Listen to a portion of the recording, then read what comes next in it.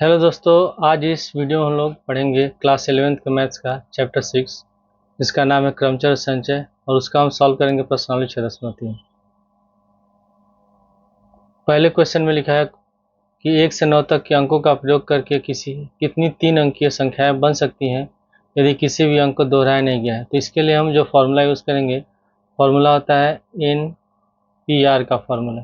तो NPR equal to बराबर होता है n फैक्टोरियल बट्टे n माइनस r फैक्टोरियल। तो इसमें n हो जाएगा वस्तुओं का संग्रह, r जो हो जाएगा ये वस्तुओं का संग्रह का जो संख्या हो गया n लिखेंगे, और r हो गया कि इसको कितने तरीके से उसको लिखा जाता है। तो ये विधि हो गई। तो पहले क्वेश्चन में जो लिखा है कि 1 से 9 तक के अंकों का प्रयोग करके कितनी 3 अंकीय संख्या बन सकती है यदि अंक किसी भी अंक को दोहराया नहीं गया हो। तो n बराबर हो जाएगा 9, कुल अंक 9 है और उसको इसमें हमको बनाना है 3 अंकीय संख्याएं, यानी कि r बराबर लिखेंगे 3 और ये फॉर्मूला यूज़ करेंगे। तो सूत्र के अनुसार यहाँ NPR, तो n की जगह 9 है तो हम लिख सकते हैं, पहले हम लिख लेंगे 3 अंकों की कुल संख्याएं, हो जाएगा NPR। तो n की जगह हम लिखेंगे 9, p और r की जगह लिख लेंगे 3। तो फॉर्मूला के अनुसार होता है n फैक्टोरियल बटे n minus r factorial. n की जगह 9 तो लिखेंगे 9 फैक्टोरियल बटे 9 माइनस 3 फैक्टोरियल हो गया। तो 9 फैक्टोरियल को हम लिख सकते हैं, यहाँ पहले 9 फैक्टोरियल लिख लेते हैं, इसको घटा लेंगे, 9 में से 3 घटाएंगे बचेगा 6 फैक्टोरियल। अब यहाँ पे लिख लेंगे हम 9 गुणे 8 गुणे 7 गुणे 6 फैक्टोरियल बटे नीचे हो गया 6 फैक्टोरियल। तो 6 फैक्टोरियल से 6 फैक्टोरियल कट गया, इसको गुणा कर देंगे, 9 8 72 और 72 में 7 से गुणा कर देंगे, 7 दूनी 14 का 4, 7 दूनी 4 से 50 हो जाएगा 504। क्वेश्चन 2 में लिखा है किसी भी अंक को दोहराए बिना कितनी 4 अंकीय संख्याएं होती हैं। तो अंक हमारे कौन कौन से हो जाएंगे, अंक हो जाएंगे 0 1 2 3 4 5 6 7 8 और 9, यानी कि कुल अंक हो जाएंगे 1 2 3 4 5 6 7 8 9 10। टोटल हमारे हो गए 10 अंक और हमको बनाना है 4 अंकीय संख्याएं। तो हम 4 बॉक्स बना लेते हैं समझने के लिए। तो इसमें जो 4 अंकीय संख्या है इसमें जो हम 4 अंकीय संख्या बनाना है उसमें हमको 0 भी लिखना है। तो अगर हम 0 शुरू में लिख दें, जैसे मान लेते हैं 0 1 2 3 लिख दें 4 अंक में, तो अगर पहले बॉक्स में हम अगर 0 रखें तो ये 0 पहले 0 तो कोई मतलब है नहीं, तो हमारे ये जो अंक हो जाएगा, संख्या जो होगा, ये 3 अंक की संख्या हो जाएगी। तो इसलिए हम 0 शुरू में नहीं रखेंगे, 0 हम रखेंगे लास्ट में। तो पहले हम मान लेते हैं कि तो 0 को हम छोड़ देंगे, तो अगर हम इस 0 को छोड़ देते हैं तो टोटल हो जाएंगे 1 2 3 4 5 6 7 8 9, 9 अंक हो जा रहे हैं। तो यानी कि पहले बॉक्स में हमको 0 नहीं लिखना है, तो पहले बॉक्स में 1 से लेकर 9 तक किसी को भी हम लिख सकते हैं, यानी कुल लिखने के तरीके हो जाएंगे 9 हो गया। अब इसके बाद मान लेते हैं हम लोग ने पहले बॉक्स में 2 लिखा, अब इसके बाद हम दूसरे बॉक्स में या तीसरे बॉक्स में लास्ट वाले बॉक्स में हम 0 लिख सकते हैं, जैसे हम लिख सकते हैं 1 0 2 3, तब ये 4 अंक की संख्या हो गई। तो दूसरे बॉक्स में हम 0 लिख सकते हैं, तो यानी कि अब 0 को भी हम काउंट करेंगे, गिनेंगे। तो हम लोगों ने पहले मान लेते, पहले हमने 2 लिखा है पहले वाले बॉक्स में, तो अब कितने अंक हो गए 1 2 3 4 5 6 7 8 9। तो इस वाले में भी जो लिखने का कुल तरीका हो जाएगा, यहाँ भी 9 हो गया। तो मान लेते हैं हम लोगों ने इसमें 5 लिखा था, तो 5 हट गया। अब कितने अंक बच गए 1 2 3 4 5 6 7 8, तो यहाँ पर 8 लिख देंगे। तो मान लेते हैं इस वाले बॉक्स में हम लोगों ने 7 लिखा था, तो अब कितने अंक बचेंगे हम लोग को 1 2 3 4 5 6 7, यहाँ पर 7 लिख देंगे। तो जो गुणन विधि है उसके नियम के अनुसार हम गुणा कर देंगे इसको, तो हमारा आंसर हो जाएगा 9 गुणे 9 गुणे 8 गुणे 7। तो इसे गुणा करेंगे तो ये हो जाएगा 9 9 81, और 81 में 8 से गुणा करेंगे फिर 7 से गुणा करें, तो गुणा करने पर जो हमारा आंसर आएगा वो हो जाएगा 4536। क्वेश्चन नंबर 3 है, इसमें लिखा है कि अंक 1 2 3 4 6 7 को प्रयोग करने से कितनी 3 अंकीय सम संख्याएं बनाई जा सकती हैं यदि कोई भी अंक दोहराया नहीं गया है। तो हमको इसमें जो संख्याएं बनानी वो सम संख्या बनाना, तो पहले हम जो अंक दिया उसको लिख लेते हैं 1 2 3 4 6 और 7। तो टोटल है 1 2 3 4 5 6, और हमको बनाना है इसमें 3 अंक की सम संख्या। तो 3 बॉक्स हम बना लेते हैं इसमें। तो इसमें जब भी हम सम संख्या लिखेंगे तो इकाई अंक में जो भी हम संख्या लिखते हैं तो इकाई अंक में या तो 2 4 6 8 जो भी सम संख्या हो तभी संख्या सम होती है। तो इसमें सम संख्याएं हमारी हैं 2 4 और 6 है। यानी कि पहले बॉक्स में सम संख्याएं 3 है, 1 2 3। तो पहले बॉक्स में तीनों में से किसी एक को लिख सकते हैं, यानी कि लिखने का कुल तरीका हो जाएगा इसमें 3 हो गया।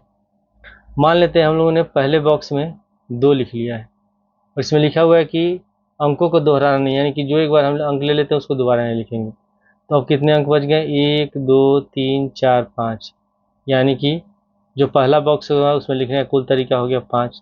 मान लेते हैं हम लोगों ने पहले बॉक्स में 7 लिखा है, तो अब कितने अंक बच गए? 1 2 3, यानी कि इसमें भी लिखने का तरीका हो जाएगा 3। तो सॉरी, इसमें 4 होगा, 1 2 3 4, ठीक है। तो यहाँ लिख देंगे हम लोग 4। अब इसको गुणा कर देंगे तो हमारा आंसर हो जाएगा 5 गुणे 4 गुणे 3। तो 5 चौके 20, 20 में 3 से गुणा कर देंगे 60। ये हमारा आंसर है। क्वेश्चन नंबर 4, इसमें लिखा कि अंक 1 2 3 4 5 के उपयोग द्वारा कितनी 4 अंकीय संख्याएं बनाई जाती हैं यदि कोई भी अंक दोहराया नहीं गया है, इनमें से कितनी सम संख्याएं होंगी। तो पहले हम जो अंक है उसको लिख लेते हैं 1 2 3 4 और 5। इसमें लिखा है कि 4 अंकीय हम लोग को संख्याएं बनाना है, उसमें कोई भी अंक दोहराया नहीं जाना, रिपीट नहीं करना है। तो इसमें हम 4 बॉक्स बना लेते हैं, 1 2 3 और 4। अब इसमें अंक टोटल कितने हैं? 1 2 3 4 5, यानी कि किसी में यहाँ पहले बॉक्स में हम पाँचों में से कोई भी अंक लिख सकते हैं, यानी कि लिखने का कुल तरीका हो जाएगा हमारा 5। और अंक को दोहराने मान लेते हैं, पहले हम लोगों ने 5 लिखा पहले वाले बॉक्स में, तो अब कितने अंक बच गए? 1 2 3 4। तो दूसरे वाले में लिखने का कुल तरीका हो जाएगा 4। मान लेते हैं दूसरे बॉक्स में हम लोगों ने 1 लिखा तो 1 हट गया, अब बच गया हम लोग का 2 3 4 3 अंक, यहाँ 3 लिख देंगे। मान लेते हैं इसमें हम लोगों ने 3 ही लिया तीसरे वाले बॉक्स में, तो अब कितने बच गए? 2 अंक, 1 और 2, तो यहाँ हो जाएगा 2। यानी कि हमारा जो 4 अंक का इन अंकों का उपयोग करें जो 4 अंक की कुल संख्या होंगी हो जाएंगी 5 गुणे 4 गुणे 3 गुणे 2। इसको गुणा कर देंगे, 5 चौके 20, 60 दूनी 120। फिर लिखा है कि इसमें कितनी सम संख्याएं होंगी। तो फिर से हम अंक लिख लेते हैं 1 2 3 4 और 5, और इसमें भी हम 4 बॉक्स बना लेते हैं। अब इसे हम देख लेते हैं सम संख्या कितनी है, 2 है और 4 है। तो कोई भी संख्या सम संख्या कब होता है? जब उसके इकाई अंक में कोई भी सम संख्या हो, जैसे 2 4 6 8 0 हो, कोई भी एक हो। तो इसमें 2 और 4 लिखेंगे, दोनों सम संख्या है, तो यानी कि दोनों से कोई एक ही संख्या लिखेंगे, तो लिखने का कुल तरीका हो जाएगा हमारा इसमें 2। और इसमें अंकों को दोहराना तो है नहीं, तो मान लेते हैं पहले बॉक्स में हम लोगों ने इकाई वाले जो स्थान था उसमें 2 लिखा है।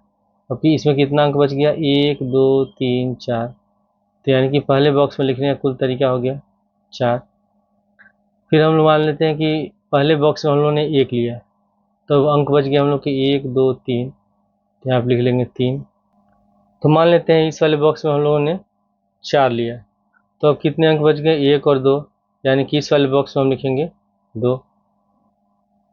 तो इसको हम गुणा कर देंगे तो कुल सम संख्या हो जाएंगी 4 गुणे 3 गुणे 2 गुणे 2। तो 4 3 12, 12 दूनी 24, 24 दूनी 48। ये हमारा आंसर है।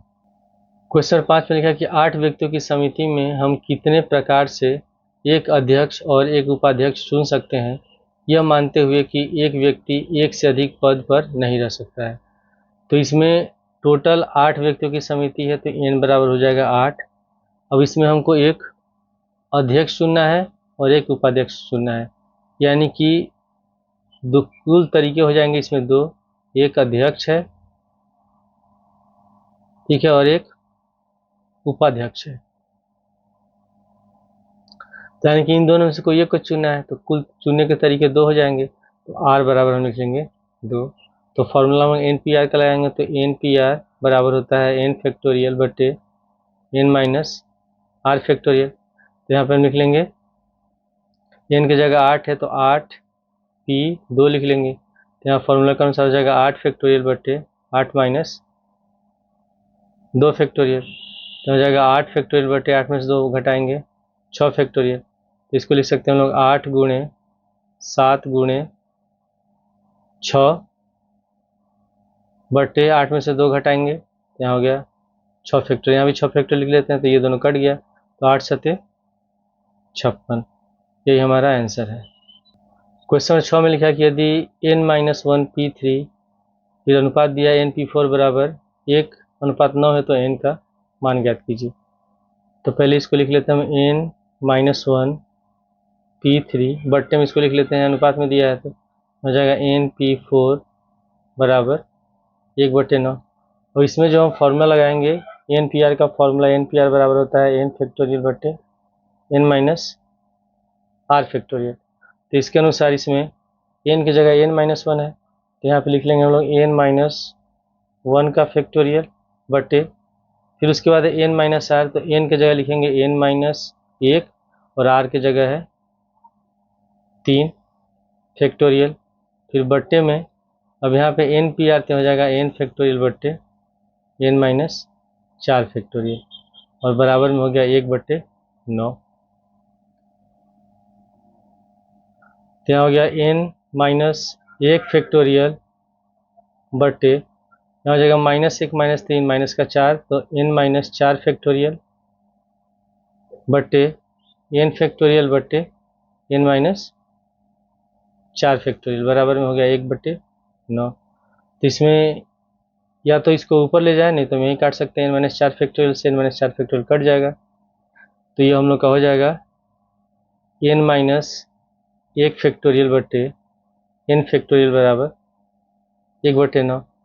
तो हम n फैक्टोरियल को आगे लिख सकते हैं n-1 फैक्टोरियल बट्टे, जैसे लिखा हो अगर यहाँ 8 फैक्टोरियल लिखा रहता है तो हम लिखते हैं 8 गुणे 7 गुणे 6, यानी कि 8 में से 1 घटाते हैं तो 7 आता है, फिर 7 में से घटाते हैं 6 आता है। उसी तरह n दिया है तो n पहले हम n लिख लेंगे और n में से 1 घटाएंगे तो हो जाएगा n-1 फैक्टोरियल बटे 1/9। तो n-1 फैक्टोरियल से n-1 फैक्टोरियल कट गया तो यहाँ हो जाएगा 1/n बराबर 1/9, यानी कि n बराबर हो गया 9। क्वेश्चन नंबर 7 इसमें लिखा है कि r ज्ञात कीजिए यदि पहला हम दिया कि 5 PR बराबर 2 गुणे 6 PR r-1। तो इसको हम लिख सकते हैं 5 PR को लिख सकते हैं फॉर्मूला के अनुसार 5 फैक्टोरियल बटे 5 माइनस आर फैक्टोरियल हो गया फिर बराबर 2 गुणे इसको लिख सकते हैं हम लोग 6 फैक्टोरियल बटे हो जाएगा 6 माइनस, जब यहाँ माइनस लगाएंगे तो हो जाएगा माइनस का आर और ये हो जाएगा माइनस माइनस प्लस, तो -r+1 फैक्टोरियल। अब यहाँ हो गया ये 5 फैक्टोरियल बटे 5 माइनस आर फैक्टोरियल बराबर 2 गुणे यहाँ 6 फैक्टोरियल है तो हम इसको लिख सकते हैं 6 गुणे 5 फैक्टोरियल, यहाँ भी 5 फैक्टोरियल तो कैंसिल हो जाएगा बटे 6 1 हो गया 7 तो 7 माइनस आर फैक्टोरियल। तो यहाँ 5 फैक्टोरियल से 5 फैक्टोरियल कट जाएगा, अगर हम इसको ले जाते हैं बराबर को दूसरी ओर तो बट्टे में जाएगा तो कट जाएगा। तो यहाँ पे हो गया हम लोग का 1/5 माइनस आर फैक्टोरियल बराबर 6 दूनी 12/7 माइनस आर फैक्टोरियल। अब यहाँ पे हम लोग यही फॉर्मूला लगाएंगे इसको तोड़ते हैं तो यहाँ लिखेंगे 1/5 माइनस आर फैक्टोरियल बराबर 12 यहाँ पहले लिखेंगे 7 माइनस आर, फिर 7 में से घटाएंगे तो बचेगा 6 माइनस आर, फिर 6 में से घटाएंगे तो बचेगा 5 माइनस आर फैक्टोरियल। तो ये कट जाएगा, दोनों हर में है और बराबर की दूसरी ओर गुणा का चिन्ह तो कट गया। अब यहाँ बच गया 7 माइनस आर गुणे 6 माइनस आर। तो इन दोनों को जो ये दोनों पद है इसको हम ले जाते हैं हम लोग बाएं साइड 1 से गुणा कर देंगे। तो यहाँ हो गया 7 माइनस आर गुणे 6 माइनस आर बराबर 12, इसको हम गुणा कर देंगे 7 से 6 में 7 6 42 फिर 7 से आर में -7r, -r से 6 में माइनस का 6r, -r और -r प्लस का r² बराबर 12। तो पहले हम r² को लिख लेते हैं, -7r -6r माइनस का 13r प्लस 42, और 12 को ले आते हैं बाएं साइड, माइनस हो गया बराबर में 0। तो यहाँ पे हो गया r² -13r, 42 में से 12 घटाएंगे बचेगा 30 बराबर हो गया 0। तो इसको तोड़ना है तो हम जानते हैं कि 10 में 3 से गुणा करेंगे तो 30 हो जाएगा, 10 और 3 जोड़ेंगे तो हो जाएगा 13। तो इसको लिखेंगे हम लोग r² minus 10r minus 3r plus 30 बराबर 0। इन दोनों में से r कॉमन ले लेते हैं हम लोग, इसमें से r कॉमन लेंगे तो होगा r -10, इसमें से -3 कॉमन ले लेंगे तो r -10 बराबर 0। तो एक ब्रैकेट में हो गया r -10 और एक ब्रैकेट में r -3 बराबर 0, और दोनों को 0 के बराबर लिखेंगे तो r -10 बराबर 0 या r -3 बराबर 0। तो r बराबर हो जाएगा 10 या r बराबर हो गया 3, और इसमें r का 2 मान आ रहा है और यहाँ पे है 5pr।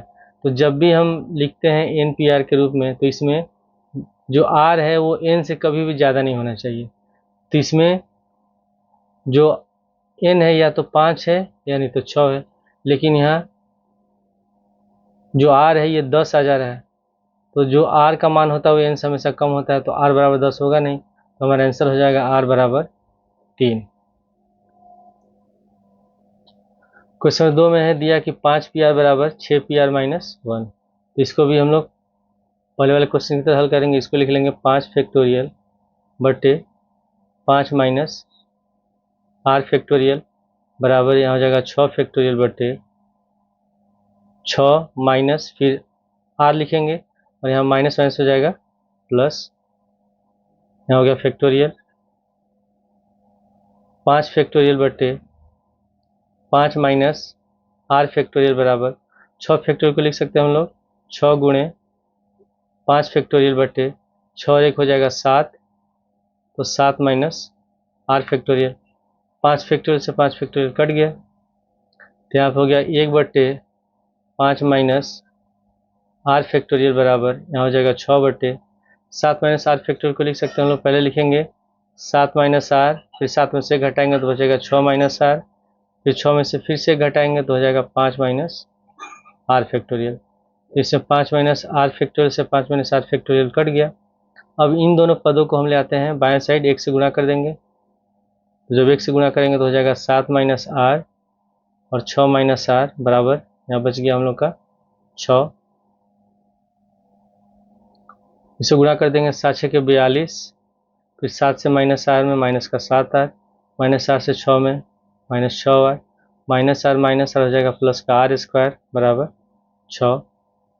तो पहले लिख लेते हैं हम r² को, -7r माइनस 6 और माइनस का 13r प्लस 42, 6 को ले आएंगे बाएं साइड, माइनस का 6 बराबर 0। r² माइनस 13r, 42 में 6 घटाएंगे बचेगा 36 बराबर 0। तो यहाँ हो जाएगा 9 4 13 और 9 चौके 36। तो यहाँ पे लिख लेंगे हम लोग r² minus 9r minus 4r plus 36 बराबर 0। इन दोनों में से हम r कॉमन ले लेंगे, तो यहाँ हो गया r माइनस 9 और इनमें से -4 कॉमन हो जाएगा, तो यहाँ हो गया r माइनस 9 बराबर 0। तो एक ब्रैकेट में लिखेंगे r माइनस 9 और एक ब्रैकेट में लिख लेंगे r माइनस 4 बराबर 0। अब दोनों को लोग 0 के बराबर लिखेंगे, तो r माइनस 9 बराबर 0 या r माइनस 4 बराबर 0। तो r बराबर हो गया 9 या निकला r बराबर 4। तो इसमें जो r है n से ज़्यादा नहीं होना चाहिए, तो इसमें जो n का मान है या तो 5 है या तो 6 है, लेकिन यहाँ r 9 है, तो ये वाला हमारा आंसर नहीं होगा। आंसर हमारा होगा r बराबर 4। क्वेश्चन नंबर 8 में लिखा कि इक्वेशन शब्द के अक्षरों में से प्रत्येक को तथ्यतः केवल एक बार उपयोग करके कितने अर्थपूर्ण या अर्थहीन शब्द बना सकते हैं। तो पहले गिन लेते हैं इक्वेशन में कितने शब्द हैं, 1 2 3 4 5 6 7 8, टोटल 8 शब्द हैं, यानी कि n बराबर हो गया 8। और इसमें लिखा है कि प्रत्येक अक्षर को एक बार उपयोग करें, यानी कि 8वें अक्षर को 8 बार उपयोग करना है, तो r बराबर भी हो जाएगा 8। इसमें हम फॉर्मूला लगाएंगे एन पी आर का। तो एन पी आर बराबर होता है एन फैक्टोरियल बटे एन माइनस आर फैक्टोरियल। तो यहाँ सूत्र के अनुसार हो जाएगा 8p 8 लिखेंगे तो यहाँ हो जाएगा 8 फैक्टोरियल बटे 8 माइनस 8 फैक्टोरियल। तो 8 फैक्टोरियल को हम लिख सकते हैं 8 गुणे 7 गुणे 6 गुणे 5 गुणे 4 गुणे 3 गुणे 2 गुणे 1 बटे 8 में से 8 घटाएंगे 0, 0 फैक्टोरियल का मान होता है 1। तो इन सबको हम गुणा करेंगे तो गुणा करने पर हमारा आंसर आ जाएगा 40,320 और 1 से भागेंगे तो इतना ही होगा। तो ये हमारा आंसर हो गया। क्वेश्चन नंबर 9 में लिखा है कि मंडे शब्द के अक्षरों से कितने अर्थपूर्ण या अर्थहीन शब्द बन सकते हैं, यह मानते हुए कि किसी भी अक्षर की पुनरावृत्ति नहीं की जा सकती है। यदि पहला लिखा है कि एक समय में 4 अक्षर लिए जाते हैं, तो एक समय में जब इसमें 4 अक्षर ले जाएंगे तो पहले गिन लेते हैं कितने शब्द हैं। 1 2 3 4 5 6 शब्द हैं। तो यानी कि n बराबर हो जाएगा, पहले क्वेश्चन में n बराबर हो गया 6 और इसमें 4 अक्षर लिए जा रहे हैं यानी कि r बराबर हो जाएगा 4। चुनने का तरीका जो हो गया उसमें 4 हो गया तो r बराबर 4 लिखेंगे। तो फार्मूला में यही लगाएंगे एन पी आर का फार्मूला। तो इसके अनुसार हो जाएगा n की जगह 6 है तो 6p 4 लिखेंगे। तो सूत्र के अनुसार हो जाएगा 6 फैक्टोरियल बटे 6 माइनस 4 फैक्टोरियल। तो 6 फैक्टोरियल को लिख सकते हैं हम लोग 6 गुणे 5 गुणे 4 गुणे 3 गुणे 2 फैक्टोरियल लिख सकते हैं, क्योंकि यहाँ 6 में 4 घटाएंगे 2 बचेगा और बटे में 2 फैक्टोरियल। तो 2 फैक्टोरियल से 2 फैक्टोरियल कट गया, इसे गुणा करेंगे 6 बचे 30 12 3 इसमें 120 हो जाएगा। 120 में 3 से गुणा करेंगे तो हो जाएगा 360 होगा पहले का आंसर। उसके बाद है दूसरा, इसमें लिखा कि एक समय में सभी अक्षर लिए जाते हैं, तो यानी कि तब इसमें n बराबर भी 6 होगा और सभी अक्षर लिए जा रहे हैं तो r बराबर भी हमारा 6 हो जाएगा। तो इसके लिए फॉर्मूला हो जाएगा 6p6 लिखेंगे तो हो जाएगा 6 फैक्टोरियल बटे 6 माइनस 6 फैक्टोरियल। तो 6 फैक्टोरियल को लिख सकते हैं हम लोग 6 गुणे 5 गुणे 4 गुणे 3 गुणे 2 गुणे 1 बटे 6 में 6 घटाएंगे 0, 0 फैक्टोरियल का मान हो जाएगा 1। तो इसे गुणा करेंगे ये हो जाएगा हम लोग का 720। इसके बाद है क्वेश्चन नंबर 3। इसमें लिखा है कि सभी अक्षरों का प्रयोग किया जाता है किंतु प्रथम अक्षर एक स्वर है। तो हम इसमें बॉक्स बना लेते हैं। टोटल 6 शब्द हैं तो 6 बॉक्स बना लेते हैं। 1 2 3 4 5 और 6। और इसमें लिखा है कि जो पहला अक्षर है इसमें स्वर लिखना है। तो इसमें स्वर कौन कौन सा है, ओ और ए है। तो दोनों में से कोई एक ही लिखेंगे हम स्वर, तो यानी कि जो लिखने का कुल तरीका हो जाएगा 2 हो जाएगा। तो पहले वाले बॉक्स में हम इसमें 2 तरीके से लिख सकते हैं। ठीक है, तो यहाँ पे हम लिख लेते हैं समझने के लिए मंडे लिख लेते हैं। तो मान लेते हैं सबसे पहले हम लोगों ने इसमें ओ लिया तो कितने शब्द बच गए 1 2 3 4 5। तो इसमें हम 5 तरीके लिख सकते हैं। फिर उसके बाद मान लेते हैं हम लोगों ने इसमें एम लिया तो बच गए 1 2 3 4 शब्द, तो यहाँ पे हम 4 लिख सकते हैं। तो मान लेते हैं इस वाले बॉक्स में हम लोगों ने वाई लिया तो वाई कट गया।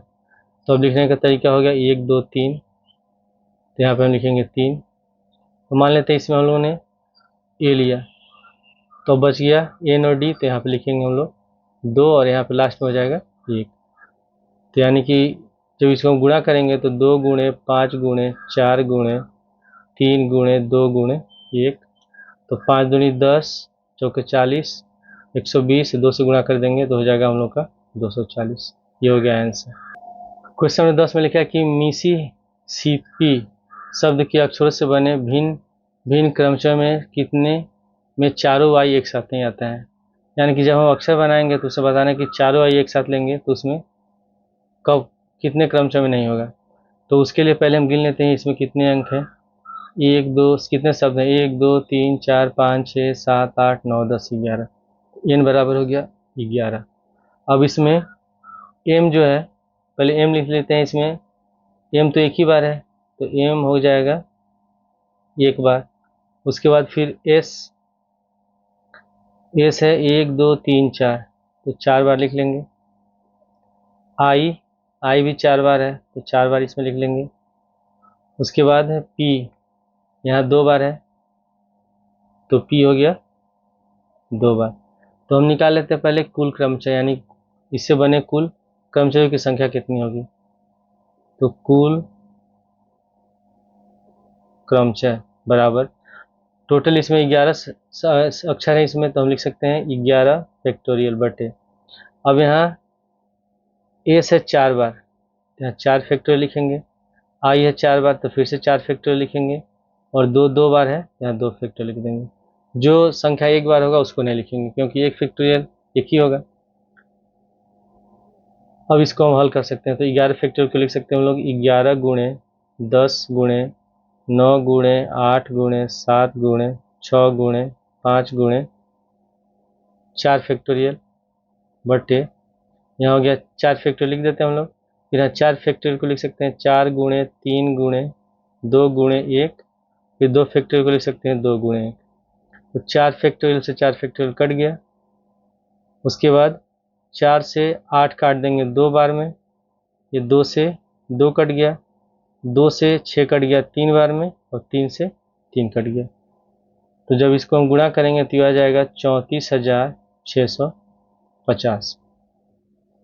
अब इसमें हमको क्या बताना है कि जो ये हमारा कुल शब्द बना है इसमें कितने में चारों आई एक साथ नहीं होंगे, यानी कि चारों आई जब एक साथ होंगे उसको हटा करके घटा करके बताना है कितने शब्द होंगे।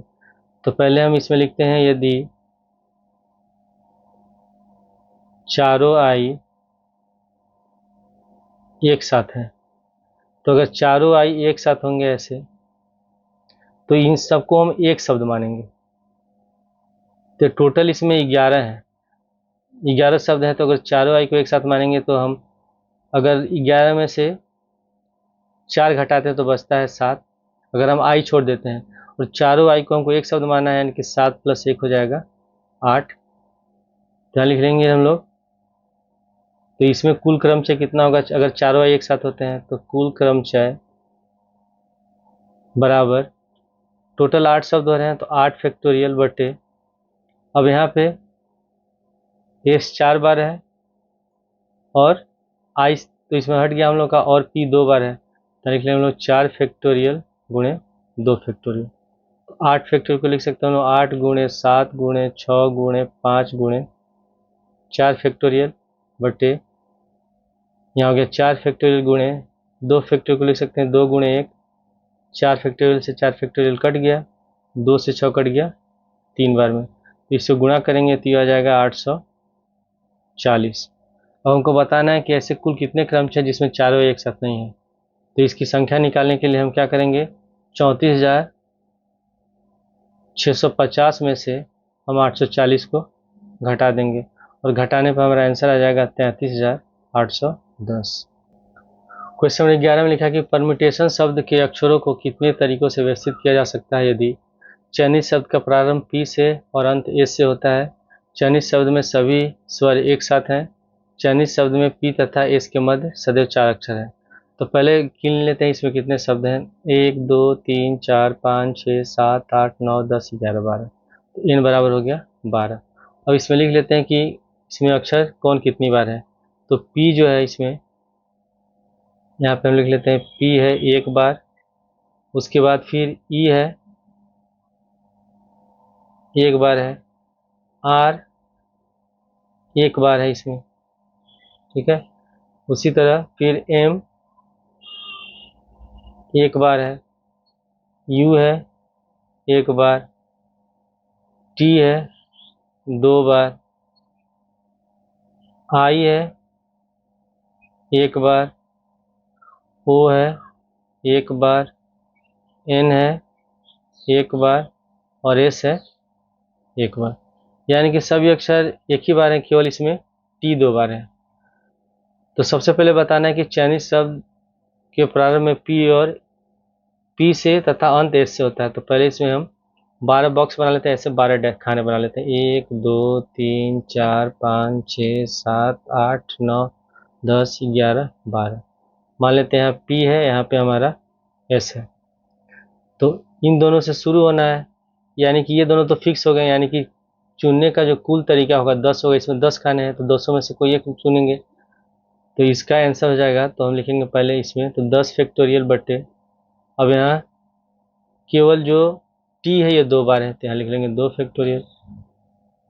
तो इसको हम लिखेंगे 10 गुणे 9 गुणे 8 गुणे 7 गुणे 6 गुणे 5 गुणे 4 गुणे 3 गुणे 2 फैक्टोरियल बटे 2 फैक्टोरियल, दोनों कट गया।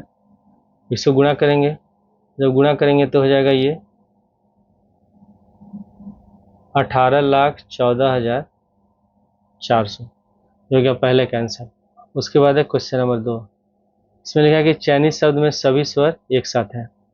तो इसमें जो स्वर हैं ये हो गया ई, फिर यू है, ए है, आई है, ओ है।